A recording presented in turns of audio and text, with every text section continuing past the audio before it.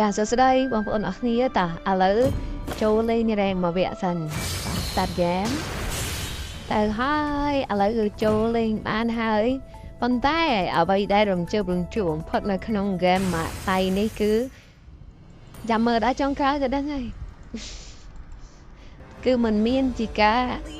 ដឹងចាញ់នឹងឈ្នះតែអូខេឥឡូវយើងបានមួយមកវីដេអូនេះខ្ញុំកាត់ម៉ងទៅស្រួលឲ្យអូបឡាយយូរពេកនាំដល់ខាត់ពេលវេលាដល់មានតម្លៃឥ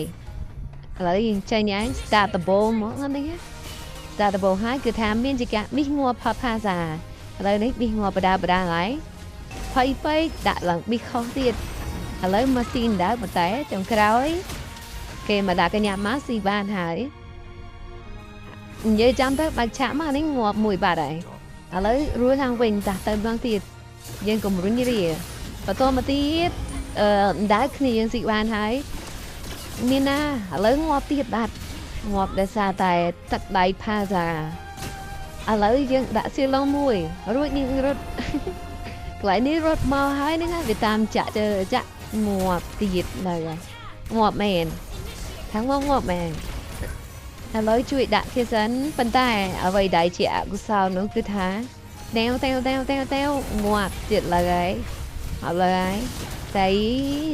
ងាប់បាត់អានេះអត់ដឹងងាប់ផលពីណាគេទេមើលអត់ទាន់ឥឡូវនេះងាប់ទៀតបាត់ឥឡូវយើងទៅមើលសភាពការនៅកន្លែងដៅតិចមកណែមកជួយបាញ់ជួយអីជួយជោគជួយចៅគេដែរតាងាប់ដល់6ដងហើយនេះហើយដាក់គេប្រហើយមួយជាចុងក្រោយនោះគឺស៊ីបានផាសាមួយតាក់ដៃអែមដែរលេងឡើង14នាទីទៅស៊ីបានមួយឥឡូវនេះមកជួយគេបន្តិចសិនជួយឡៃឡាមានណា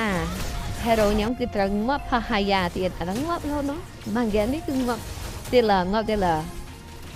មែនថាមែនងាប់ទៀតមែនហើយនេះរហូតដល់ level 15ណា5ដឹងណាណៃទេភ័យបាខុសប៉ុន្តែក៏អត់អូនសពុនចិត្តដែរឥឡូវនេះគឺរួមម្ដងទៀតរួមម្ដងនេះដឹងលើកចំក្រោយដឹងមែនថាមែនងាប់ទៀតចាញ់ចុងក្រោយគឺចាញ់